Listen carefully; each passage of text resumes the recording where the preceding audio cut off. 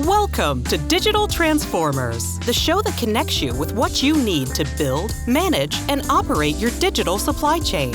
Join your host in a timely discussion on new and future business models with industry-leading executives. The show will reveal global customer expectations, real-world deployment challenges, and the value of advanced business technologies like artificial intelligence, blockchain, and robotic process engineering.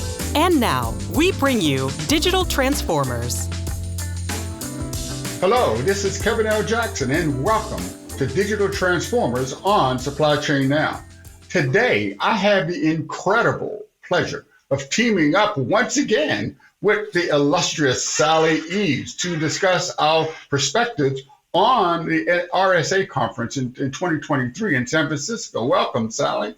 Oh, thank you, Kevin. Always a pleasure. Absolutely. And what an amazing event in person that was, wasn't it? I think like the 32nd in a row. But from our experience, I think from everybody I'm hearing who's been at that event, I think it was kind of a whole new level in terms of just the innovation, bringing together different people, but also the collaboration that we saw, kind of the good guys coming together for cybersecurity, you know? So yeah, an amazing, amazing couple of weeks that we've had at the event and beyond, because again, these are trends set to last. Yeah, I think I'm going to pat ourselves on the back for the 3-a-day. Did you really enjoy that?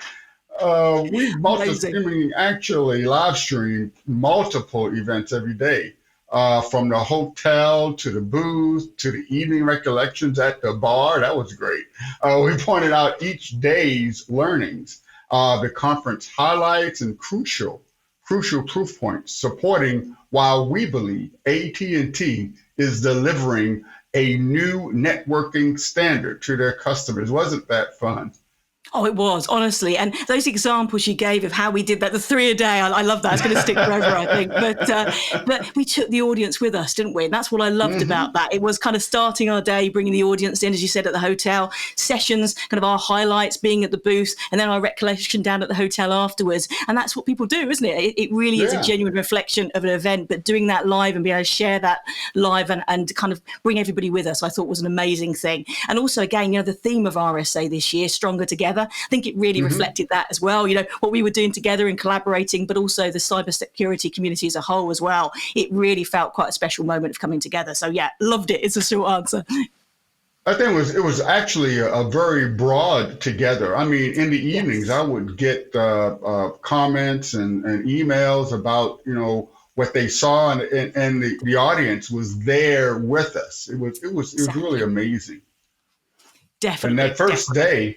Yeah. And so each day was different. We sort of had a theme for each day. And like the first day, we were talking about security in the network and how the cyber threats were really growing, how organizations had to really limit their vulnerabilities. And they all start with the network.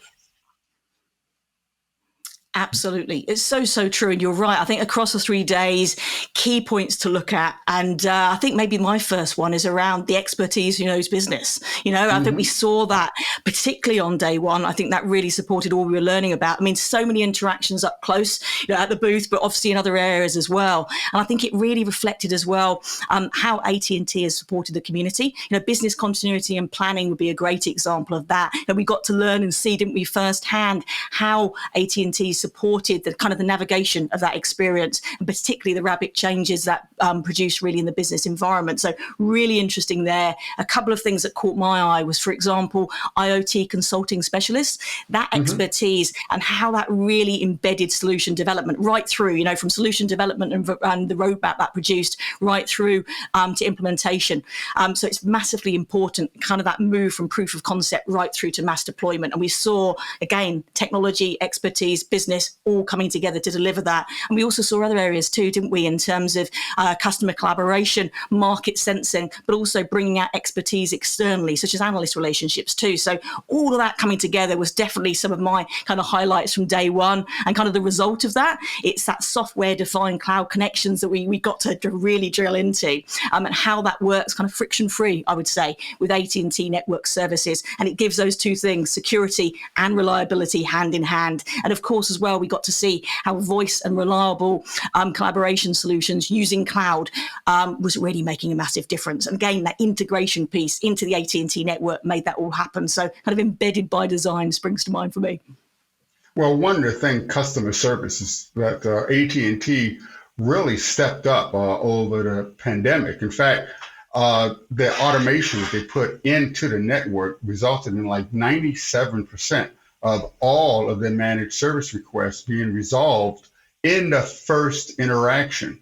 And they had this newly launched express tickets. They were actually able to handle over 30,000 tickets per month. And the focus on customer experience is really outstanding. They have, you can order a dedicated internet or a VPN or the IP Flex in as little as 30 minutes. And they're consultants, and you talked a bit about that. They had real expertise from architecting and designing and integration, deployment, optimization of the network, and specialized knowledge of the industry, supply chain, manufacturing, transportation, retail, financial services. They really were able to identify issues, take immediate action, and satisfy the customer really, really fast. Absolutely. It's that active intelligence, isn't it? It really is that active intelligence, how giving you kind of that agency to act based on all the different elements you were describing there, and with real focus to the different verticals too. I think that's massively important. And again, it brings to the fore that depth and breadth of expertise alongside the technology itself.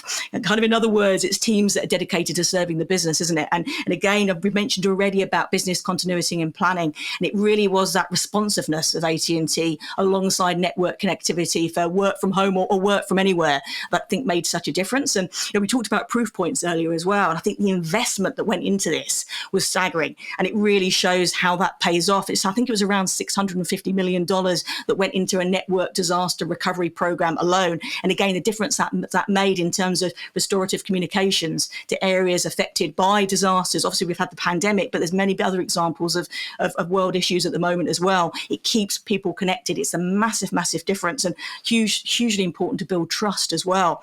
But the other thing for me that I think is really interesting here, obviously we can reflect back about business continuity planning, particularly at moments like that, but the needs keep coming, don't they? As we're looking ahead, particularly around cybersecurity, but other areas as well, these threats, these challenges, they continue to evolve, and they need to evolve at pace in terms of how we react and get ahead of that. So for me, we're seeing, say, organizations needing their infrastructure to be more active, and I would say more than that, to be kind of the anchoring role, should we say, for protecting the enterprise today. I think, especially in our multi-cloud world and kind of work from anywhere world, isn't it? And again, network up, isn't it, is the way to really embed this, I think.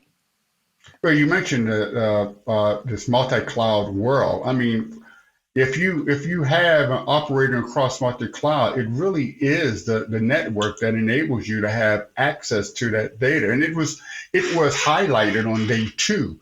That number, 594 petabytes of traffic. That's 1 million gigabytes. I was trying to get my head around that.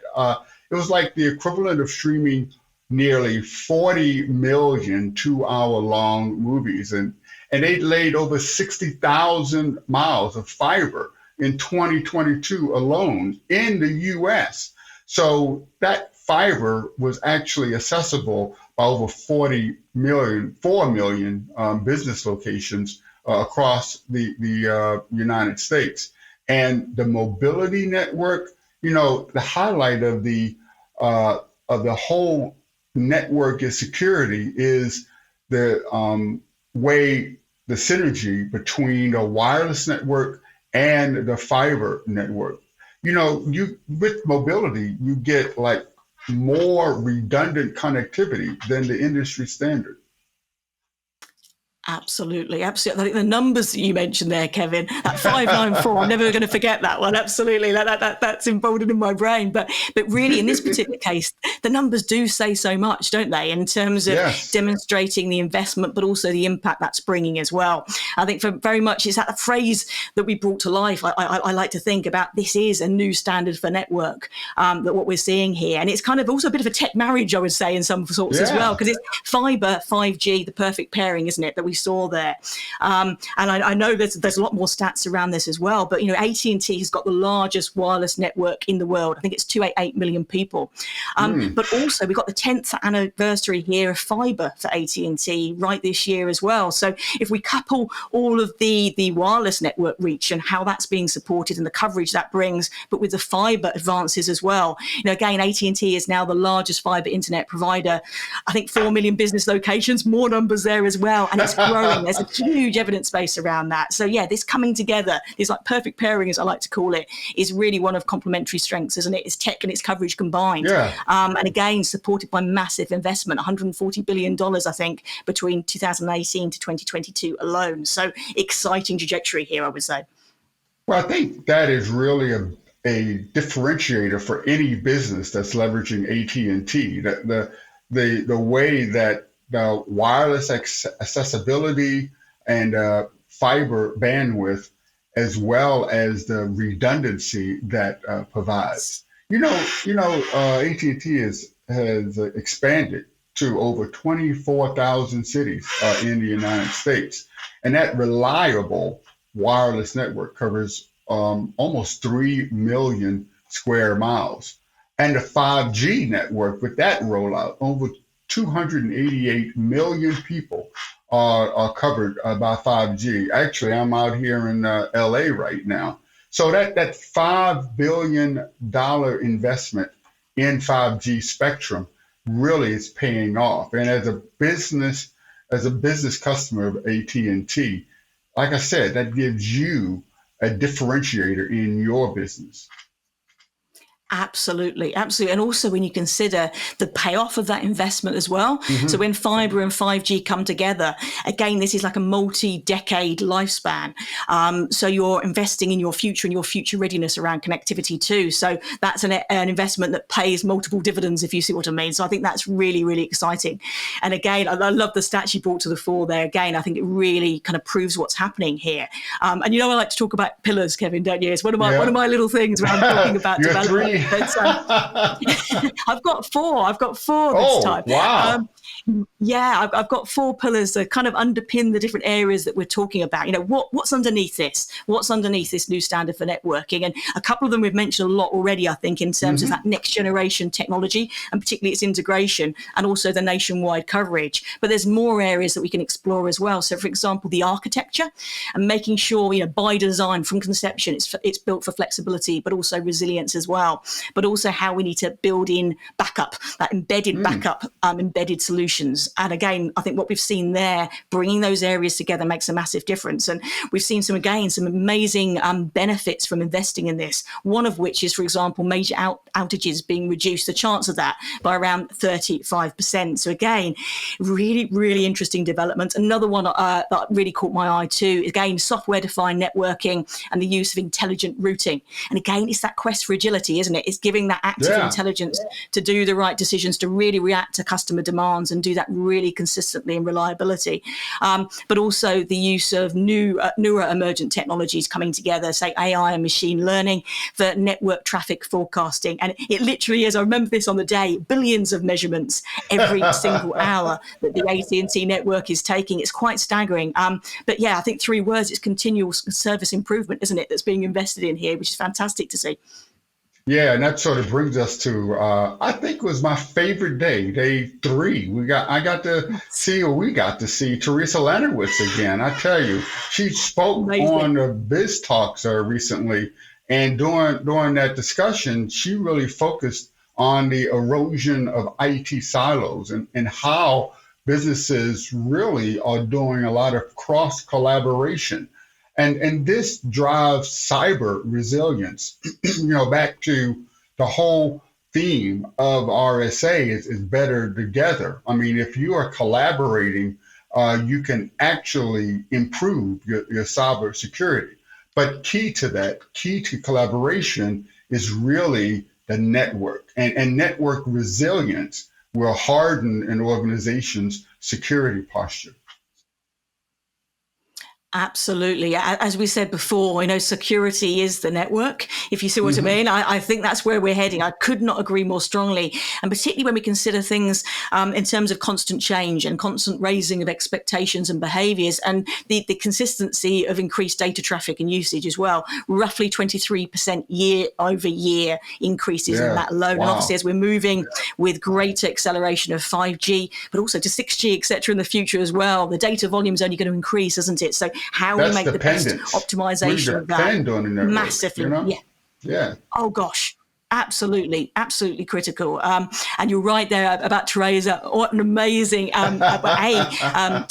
tech person, women in tech, but just an amazing ambassador. Her speech at the booth was amazing. I love the energy, just really brought everybody around that. And it really is the embodiment of expertise that knows business, I would say. And again, you mentioned there around key themes of the event. And I think the Cybersecurity Insight report that AT&T Cybersecurity produced there was super interesting as well. I think it's about the 13th in a row and got a lot of insights there that can be supportive for the audience too. But one that caught my eye from that research is really the fact that enterprises now are looking for that balance in terms of where they're investing, and particularly security and edge. That was kind of one of the big takeaways from that. But as you mentioned as well, how network reliability is absolutely an imperative for business today. And, to access that critical data when it's needed the most. The reliability of 5G came out to the fore. And obviously, as we mentioned earlier, 5G embedded by design with some inbuilt security. So those were three of the big areas to come around from that. And maybe one other talking point as well. I'm going to rephrase the narrative. I have a thing about that, kind of reclaiming narratives. But we've talked so much about the cost of investment, don't we? We do that all the time. But I think when it comes to things like security and cybersecurity, I think we should just talk about that in a different way. It's the cost of insecurity. I think we need to be talking about more, not the other way around. And I think AT&T's leadership position here is really very impressive. Over 1,000 security-related patents just speaks volume for the investment in this area, which means so much to so many, not just enterprises, but families, home life, everybody is affected by that. Organizations of all sizes. So great to see that investment and support. I like the way you made that your own, Sally. But the other thing is that the perimeter, the cyber threat really is increasing in complexity. Especially with the rise of hybrid cloud. And we talked about earlier about how the network is critical when you're doing multi-cloud and hybrid IT operations. And this has been driven by all the different work from home or work from anywhere options, because you never know where you're going to be when you're working, and you never know what device or applications that you need to use. And the integrated converged solutions that AT&T has really delivered to the market gives you both that fixed and mobile network to help customers respond quickly to these dynamic changes. Like I said, I really didn't know I'd be out in LA today, but I'm able to, do this show no matter where I am. This adaptable network with real-time vulnerability detection and threat analysis yields better investigative results if something does happen. So you have these protective actions that are timely and effective to any network security events should an attack occur. So true. That adaptability, you made me smile then, Kevin, because I remember a LinkedIn Live that we did when I was in a lift. Exactly. From anywhere. A whole new meaning. Yeah. An acceleration in requirements, quite literally there, I think. But wow. But it shows, we've shown the art of the possible made real. We have, haven't we? Absolutely. And you reminded me of another area that came to the fore, I think, during RSA, but also massively beyond that as well, which is the power of the ecosystem. The power of the collective and collaboration to negate some of these threats and challenges. Working together again. Yeah, exactly. Stronger together. Definitely.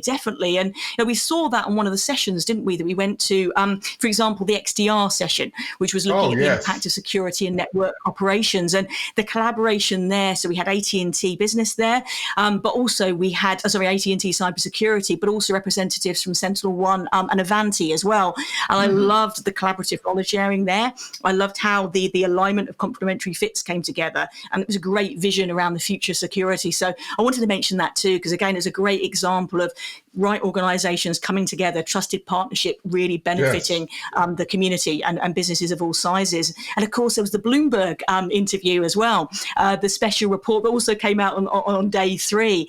And I love the focus there. And again, for anybody who didn't see it, definitely recommend catching that. I'm sure we can send a link across a bit later on as well. But broadly speaking, it was looking at the areas of, for example, generative AI, one of the biggest topics of our time right now, but the impact of that on the cybersecurity industry, but also the impact of cloud, the transformational impact of cloud on business too. And what struck me was it was about a 70% mark of respondents saying that top of mind as their number one concern, their leading concern was security. So it shows really, I think, the elevation of security. It's almost a level of performance today now, isn't it? Consumers aren't not discerning, should we say, between how they connect. It's about their concern is the connection being, reliable and secure and fast. So I think that's a really interesting change that came forward to me from that particular interview. Enterprise customers need it. They need better solutions that have that reliability, safety, and security. And that's what AT&T is really focusing on. But that need massively came to the fore there. We need that integrating, converged solution that AT&T is providing.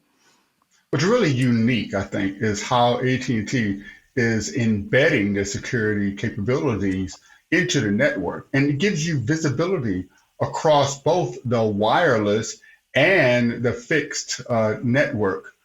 This adaptable network, and as you said before, it's really powered by machine learning and artificial intelligence. It gives you that real-time vulnerability detection and threat analysis. This is really important in today's dynamic world where, everyone's against you in the cyber world where you got to protect yourself. So this sort of brings us to day 4. I tell you, it went so fast when we were there. It really did. It was almost as fast as the speed of change that we're talking about today, isn't it? It really was. It whizzed by. It really did. And day 4, again, really another interesting day. I think for me, probably the go live really around the Wall Street Journal special edition was a particular highlight that day. Really interesting. And it just, again, in terms of what kind of came out as key highlights from that, it was network reliability right up there as a C-suite priority today. That absolutely came to the fore, but also just how far things have changed. And there were a couple of stats that caught my eye then. So if we went back in time to 2010, gosh, that does seem a long time ago now. That's a long time ago.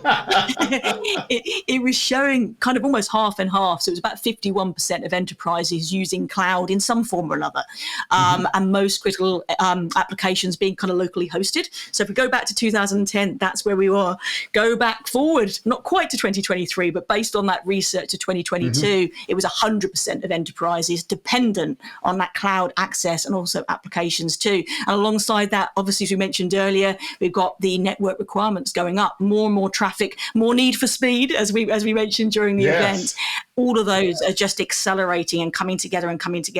And now so much more hosting being remote, obviously, as well. So we've got these millions of connections needed over thousands of miles to the cloud every single day. And obviously supporting that is an imperative. It needs that new standard networking we've been talking about today. And for me, and I know for you too, Kevin, it is this pairing, is this fiber and 5G coming together. It's complementary strengths working together. And it's giving you that more dependent business operations wherever you are, whether you're in a lift, whether you're in Las Vegas, whether you're in London, it's bringing us all closer. It's giving that holistic support end to end. And for me, it's also enabling kind of leveling up, I would describe it as really. So you've got bandwidth coming together with reduced latency and also that intelligent routing of traffic we spoke about earlier too. For me, that is kind of max performance at the maximum available speed, which is where we should be heading. And of course, making sure that's all integrated in a system that's delivering all of those different benefits, but has network security embedded from the very start. That's the holistic coming together for me. And kind of day 4 brought those themes in that converged point, I think.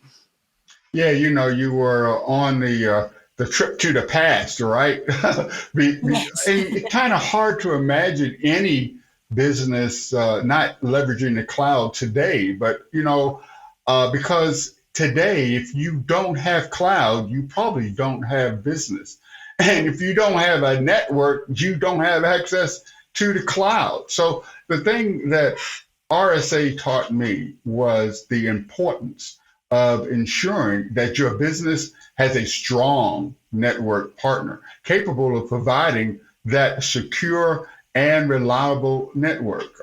This combination of fiber and 5G wireless that you can get to your information, get to your applications, get to your data, no matter where you are, no matter what device that you're using, and that you have the bandwidth to do the business that needs to be done. I really, wow, it's amazing how business has changed in just such a short time. Absolutely. I mean, can you imagine, back in 2010 and that example we gave then, if the pandemic had happened then and where we were from a connectivity perspective, it'd be a completely different picture, wouldn't it? I mean, really, really so. Great examples there, Kevin. And I think as well, recommendation to the audience to have a look at the AT&T business page for more resources then, because whether it's cloud or IT disaster recovery, or that use of AI and machine learning we were talking about as well, all those different elements, there's so many resources there to dive into. So definitely recommend looking at that and just thinking aloud a little bit more as well about some of these themes coming together. I think it also shows as well that importance of trusted partnership for your business in a whole range of areas. So your network partner kind of needs to bring together, obviously, the security we've talked about today, but I'll do some more S's. So scalability. I have a thing with that, as our audience probably is aware. So security, absolutely up there. Support, and again, that trusted partnership, the experts who know business, I think really kind of embodies that, but also scalability, simplicity as well, because that's another challenge for so many organizations as well.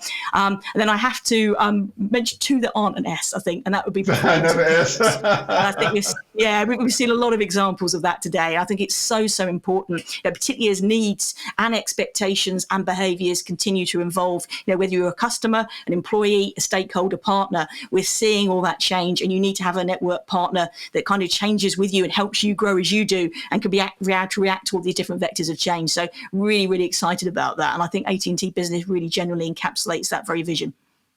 Here's another S for you. A superb relationship with AT&T. I mean, they have 140-year heritage, of innovation, and it's set to continue.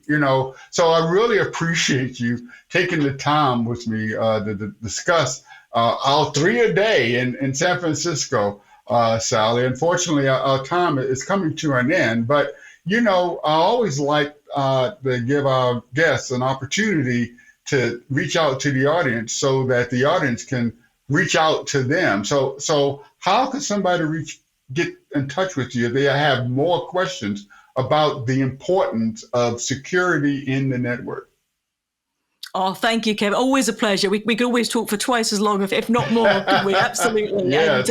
And for everyone watching and listening at the moment, honestly, my door is open. I'd love to continue the conversations that Kevin and I have had today. And honestly, I'm available in most places. So LinkedIn would be a good place.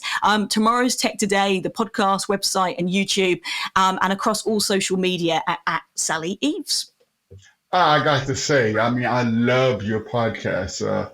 Tomorrow's Tech Today. It gives you really gives you the foresight to understand what you have to prepare for, what you and your C-suite colleagues should be discussing. So, but in closing, I'd like to invite everyone to check out the wide variety of industry thought leadership that we have here at Digital Transformers and SupplyChainNow.com. You can find Digital Transformers wherever you get your podcast. You can get Tomorrow's Tech Today there as well. So be sure to subscribe to both. You get a twofer. So on behalf of the entire team here at Supply Chain Now, this is Kevin L. Jackson wishing all of our listeners a bright and transformational future. We'll see you next time on Digital Transformers. Thank you for supporting Digital Transformers and for being a part of our global Supply Chain Now community. Please check out all of our programming at supplychainnow.com. Make sure you subscribe to Digital Transformers anywhere you listen to or view the show, and follow us on Facebook, LinkedIn, Twitter, and Instagram. See you next time on Digital Transformers.